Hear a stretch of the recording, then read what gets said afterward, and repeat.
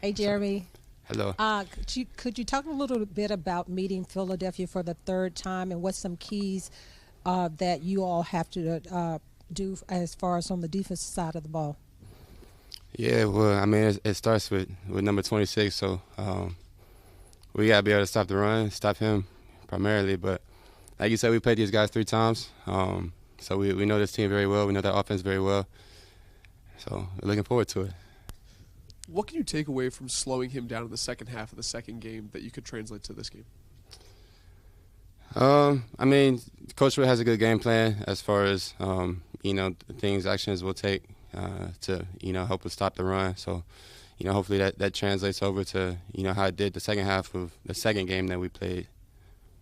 What has this season meant to you? I know last season in Carolina wasn't the way you wanted it, so to have the success you've had individually but also the team, what has it meant to you? Yeah, I mean, I can't really put it into words, but it's been great. It's been very special. This team is very special, this whole organization. So I'm extremely happy just to be in the position that I'm in and be in a position that this team is in. And what have you seen from Mikey Sainristil, just coming in as a rookie, shifting outside in the middle of the season? What have you seen from him this year? Yeah, he's a star, man. I'm super happy for him, super proud of him. Just from the day he stepped foot in this building, just the way he's carried himself, the way he's come to work, and you guys can see it on Sundays. At the beginning of the season, I don't think not many people would have expected you here. Then you get to the playoffs. I'm not sure many people thought you could get, past first game, second game, whatever. Do you kind of like being in that position where there's always maybe a little bit of doubt about you guys? I mean, yeah, it's cool, but I mean, at some point, I'm sure people will start believing in us, and we'll have that same chip on our shoulder. But I mean, it's the way that we come into work every single day. The guys in this building, the people in this building, the way we show up to work, it doesn't. People can say whatever they want outside. We know who we have in here and who we are. Is that something you guys ever talk about? The outside noise? I mean, occasionally we hear it, how people will start believing and the doubt that we hear. But like I said, at the end of the day, like, it's about the people that are here. Another one about Mikey Sainristil. What is it about a DB of his size, who's maybe a little undersized, who's allowed him to be able to kind of succeed against some bigger receivers? He plays bigger than he is. I mean, he's aggressive. He has great vision, great eyes, and he trusts his instinct. He trusts what he sees, and he makes plays. I know Dan Quinn is new to the situation, new to a lot of players around this team, but he coached a team to the Super Bowl before. What is it about sort of what he brought to this group to sort of motivate you and keep you guys prepared to win games? Yeah, I think Coach Quinn really just the culture that he has built and created around here, from the top to the bottom, has been really special since day one. And I mean, everything that we've built since OTAs. I mean, you can really see it.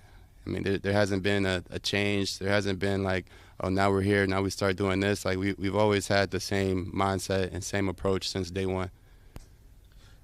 Jeremy, obviously you guys were optimistic when the season started, but to get to this level, when did you think during the season, was there a moment, a game, something that said, oh, wait a minute, this might be more than just a good season, we might be able to have a deep run? I think we started the season maybe like 4-1, and I feel like, just after winning certain games, winning a lot of close games, I think there was a certain point where we were just like, we can win every game. When we get in these moments and it's crunch time, and there's moments that guys need to step up and make a play. We did that since early on in the season, and I think just having that, we always just believed. And we've seen some like hype videos lately of Terry like getting the guys motivated, and he's maybe dropping a few words that need to be bleeped out. Yeah. We don't typically see that side of him. Is that something you've noticed in the locker room or before the game, and what do you kind of make of that? I mean, Terry, he's a dog ass competitor, and like he's very humble. I mean, he has like humility as much as anybody. But when it comes to competing and when it comes to setting foot on the football field and really anything, like he's gonna put everything forward. And just the way he gets guys to trust and believe that, and ready to go out there for a football game, like it's real. Like we genuinely feel that. Jeremy, Lattimore got hurt in the second Eagles game, and Mikey was in the slot earlier in the season. Now that Mikey's outside and Marshawn's healthy, what does that potentially allow y'all to do against Smith and Brown Sunday? I mean, we trust those guys matched up, against anybody. As simple as that. Like, I mean, those guys. I mean, you've seen it, Marshawn, his whole career. With Mikey, you've seen it all season.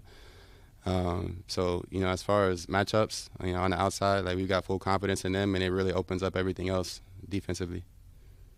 Hey, Jeremy. So this season you all have had a turnover goal of 3. You hadn't gotten there yet, and then Saturday night you all had 5. So what went into just the overall preparation and kind of just focus on let's get at least 3 and then ended up getting to the 5? Yeah. I mean, that just came down to just bringing the ball to life. Really, really living it and just making it happen. There's always opportunities that we feel like, after a game, whatever, where that could have been an op. But, I mean, I think Saturday we really just, really focused in and took advantage of every opportunity that we had. Thank you.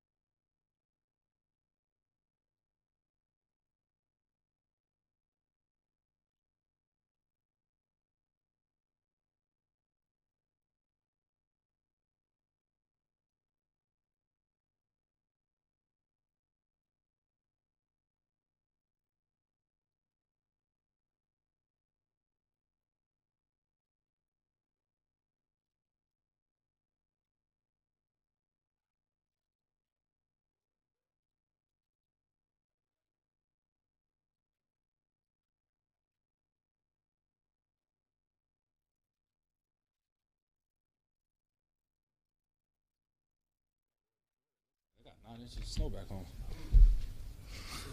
Yeah. It's crazy down there right now.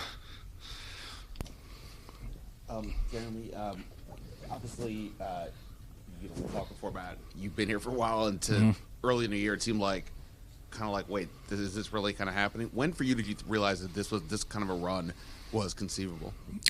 When we started being consistent with it. I think it's easy to fall into the hype when things are going good in the moment. But when we've had moments where things weren't going as well and we still find ways to win, I think that's when it becomes real for everybody in the building. And so I mean, when we started that run there where we started winning 3-4, it's like, okay, yeah, we got something different here. We got to maximize this.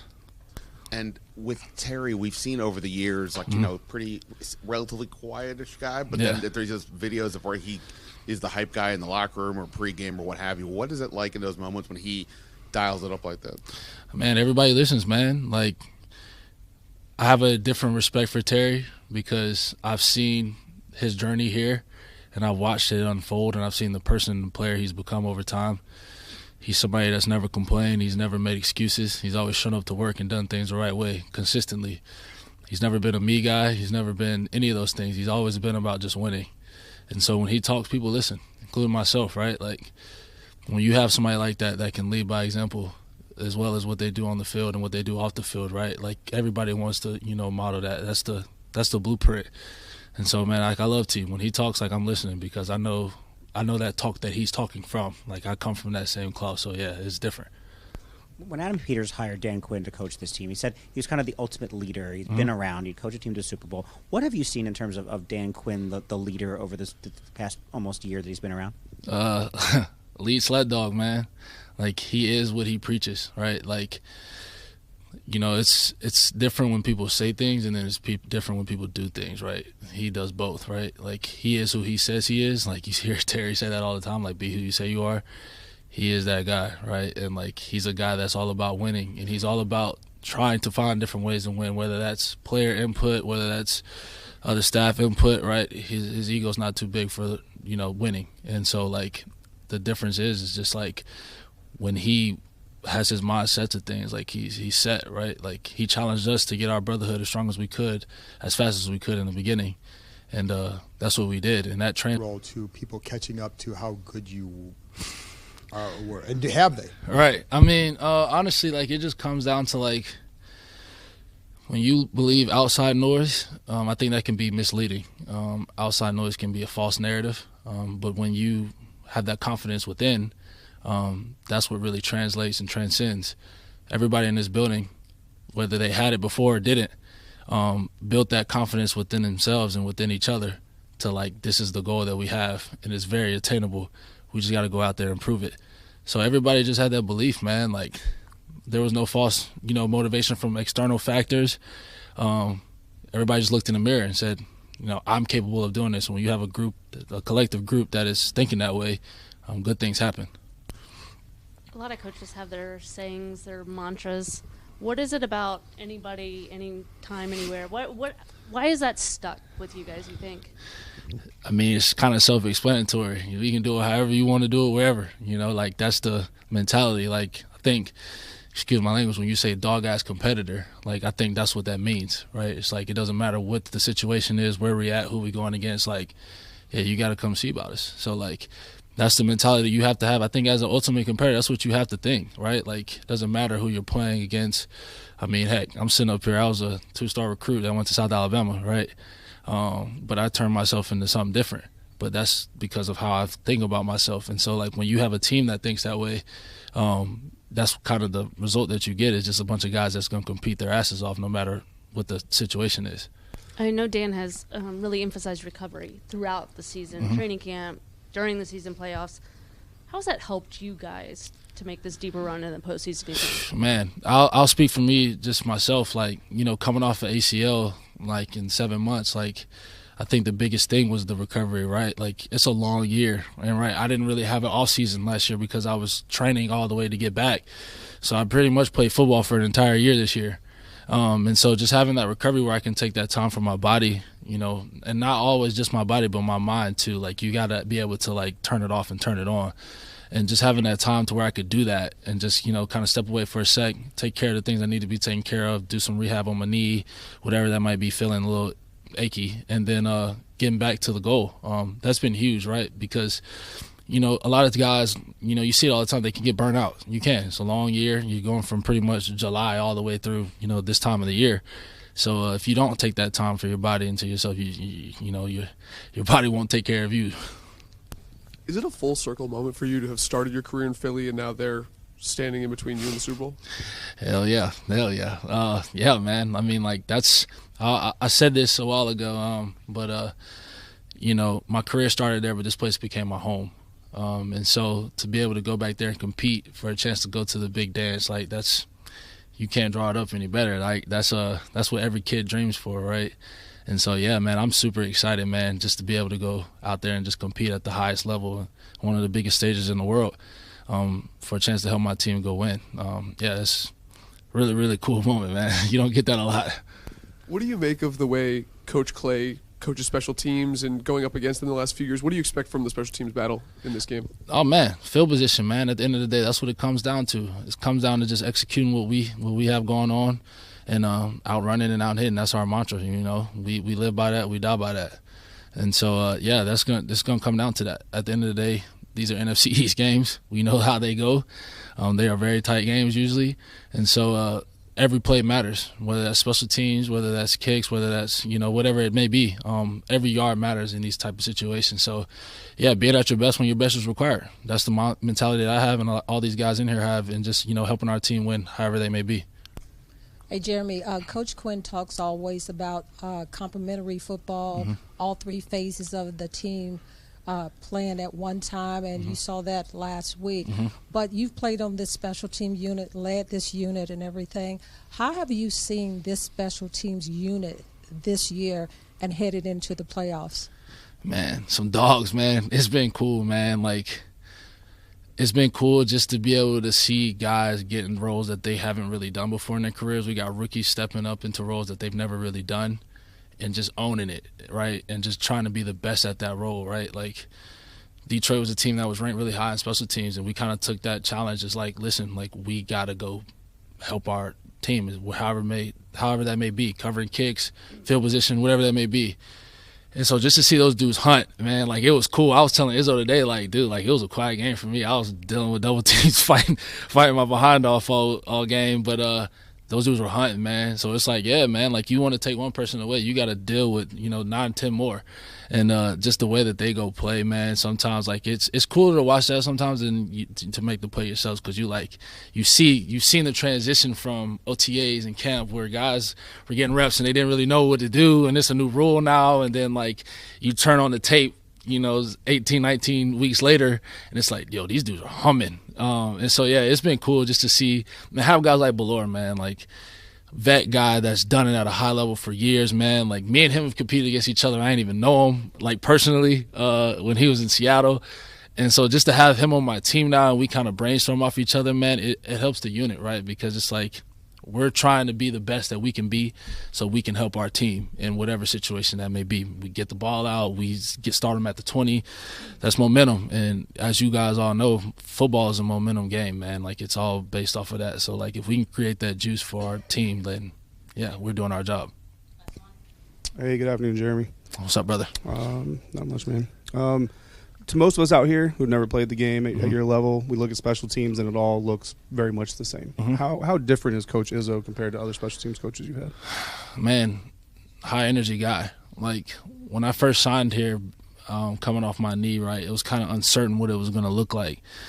I was kind of like in a situation where I felt like I had to prove it again. And the big thing that he was like, listen, dude, like, I don't want you to change anything about you. I just want you to play how you've always played. You playing that way has got you here. So just don't change who you are and how you are. And so, yeah, man, I took that and ran with it. And so, like, he just lets dudes go hunt, right? Like, he's open to feedback. He's a guy that's played. He played at a high level. So he's super open to just letting dudes, like, go hunt. And if you got an idea of something that may work, he's all ears to it, right? Because he's all about getting after the ball, run and hit. That's his fast and physical is what we preach. And so just be able to play under him and just, go out there and fly around and feel that freedom to just go make plays and open up windows for other guys, right? Like, I think that's what's special about him for sure. No problem. Appreciate y'all.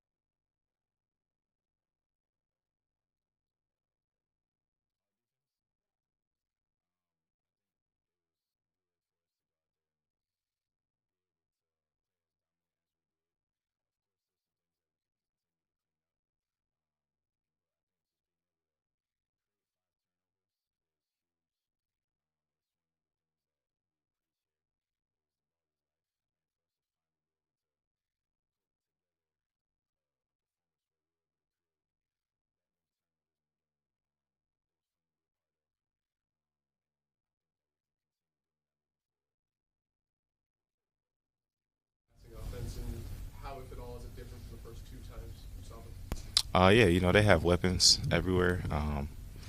They have really good receivers. They have a good quarterback, good running back who could catch the ball at the backfield. So I think just being able to make sure we limit the explosives and, again, just create turnovers, I think that we'll be in a good spot. When did playing outside really start to feel normal for you during the season? I think just every single week it becomes the game becomes slower and slower. Just being able to take the coaching that I'm getting, learn techniques, and just being able to understand what my assignment is within a concept allows me to be able to go out there and just hone in on what I'm supposed to do. I've been asked this 1,000 times, but how does your background as a receiver, how do you think that helps you in the defensive backfield? I would say just, you know, Coach Simmons says this all the time. Like, he says I'm a ball guy in terms of when the football is in the air. So just being able to not panic when the ball is in the air, whether I'm able to make a play to get an interception or if I am just looking at the receiver and knowing he's about to catch it, just being able to stay calm and play through his hands and not panic like I just said. But just being able to have that in my back pocket helps me, aside from being able to understand concepts, formations, and what type of plays I could begin, stuff like that. What do you think has maybe been overlooked about this team? I think just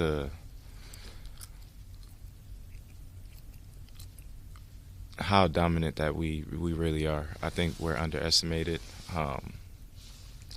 because, you know, teams just might think that they are better than us. We're, you know, a newer team or whatever that is. You know, we don't. Whatever the outside noise is doesn't matter to us. And as you see it right there on the wall, anybody, anywhere, anytime. And that's just, we believe in who we say we are, and that's all that matters. You were talking about making plays on balls and coverage. How have you sort of evolved in terms of balancing being smart in coverage, making and kind of those difference-making plays, the interceptions, those sort of things? Just knowing when to take risks. You know, over the course of a game, there's probably, you know, 3 to 5 plays that are for sure going to look like what you saw on film. So when those plays come about, don't be scared to go make it. the rest of a football game is just you being a player, you reacting to what you see. But, you know, when you have those green light plays, those are the ones that you got to make. Those are the ones that, if you do make them, are going to be spoken about. The rest of the plays, like I mentioned, are just plays that you're just playing with your instincts. You're using the technique that you've been taught. You're going through, you know, you're using the skills that you got during the week of practice. On a lot of teams, being a second-round cornerback and all that, it'd be a lot of attention on you. Obviously, when Jaden Daniels is sort of face of the franchise number 2 pick, has it helped at all? Maybe kind of a lot of attention being on Jaden, and kind of what has your guys' relationship been like over the past maybe year of getting to know each other? That's my boy. That's my brother. You know what I mean? Like, he deserves everything that, you know, he's getting right now.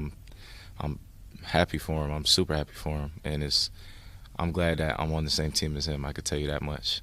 And it feels good to be, you know, going through this with him, and just even all the other rookies in our class. Everyone that they brought in we have a tight bond. We all support each other. We all root for each other, and you know, I think that's the type of things they were looking for when they did draft us. Everyone obviously has made a big deal about you guys getting this far, especially from the historical perspective here of where things have been. The last 2 years you won the national title, and now you're in the semifinals here. For you, this must be just like this is what it is, right? I mean, you know, it's like it's good to be a part of, for sure.